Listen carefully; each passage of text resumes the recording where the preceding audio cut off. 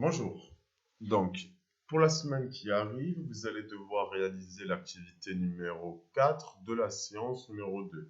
Donc, en plus de cela, je vous demande de compléter la synthèse. Donc, tout d'abord, je vais vous présenter la synthèse et ensuite, je vais vous présenter comment vous allez pouvoir me rapporter votre travail.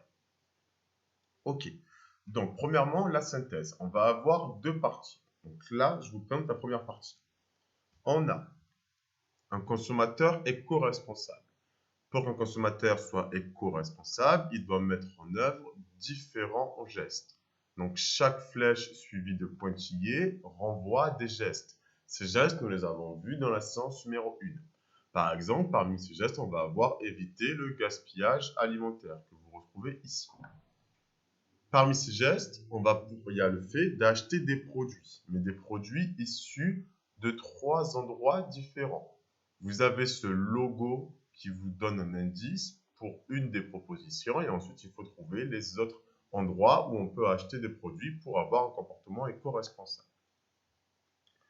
Le fait d'avoir une alimentation éco-responsable va contribuer au développement durable.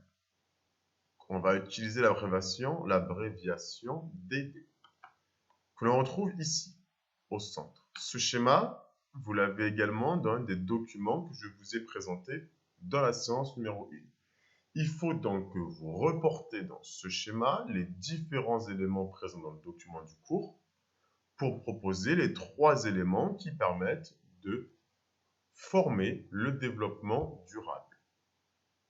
Donc, on va avoir 3 éléments, un ici, un ici, un ici. Lorsque ces 3 éléments sont présents, au centre, on retrouve le développement durable. Si on revient maintenant sur le gaspillage alimentaire, qui est synthétisé par cette poubelle remplie. Si on s'y intéresse d'un peu plus près, d'où l'image de la loupe, on va essayer de comprendre les causes du gaspillage alimentaire, ce que l'on retrouve ici. Alors, les causes du gaspillage alimentaire.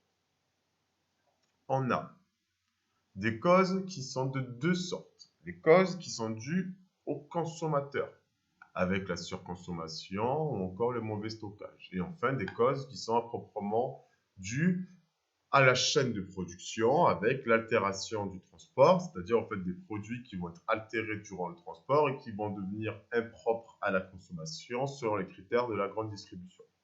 On va également avoir les invendus, donc c'est-à-dire l'ensemble des produits qui ne sont pas vendus à terme. Ces causes du gaspillage alimentaire, elles vont avoir des conséquences. Parmi ces conséquences, on va retrouver le fait qu'un tiers de la nourriture produite par la planète est jetée.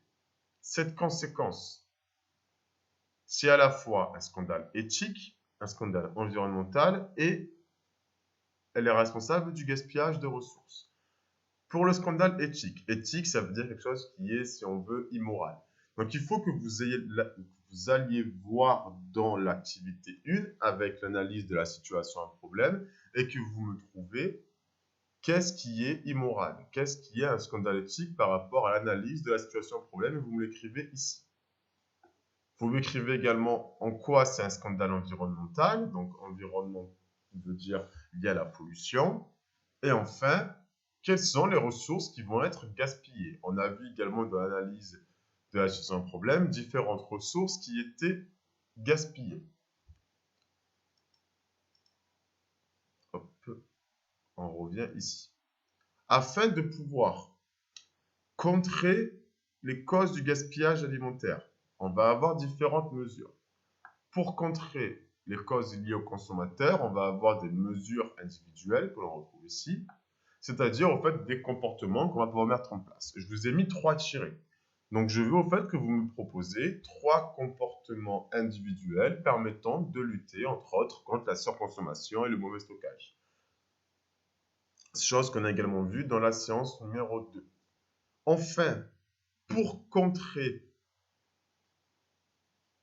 le gaspillage alimentaire par rapport à la chaîne de production, on va mettre en œuvre des mesures collectives avec entre autres de la réglementation, c'est-à-dire des lois.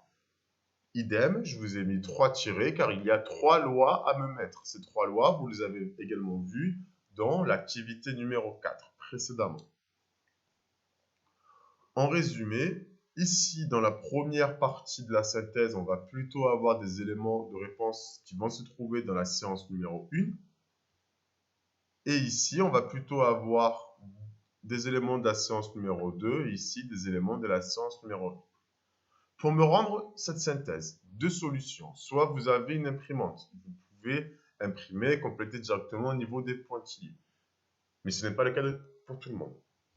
Ce que j'aimerais, c'est que pour l'ensemble des élèves, vous me rendez un compte-rendu audio.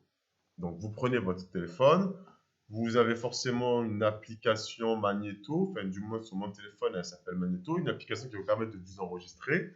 Et ensuite, vous m'enverrez au fait la synthèse orale par rapport à ce schéma. Comment faire? Donc, vous allez suivre mes instructions.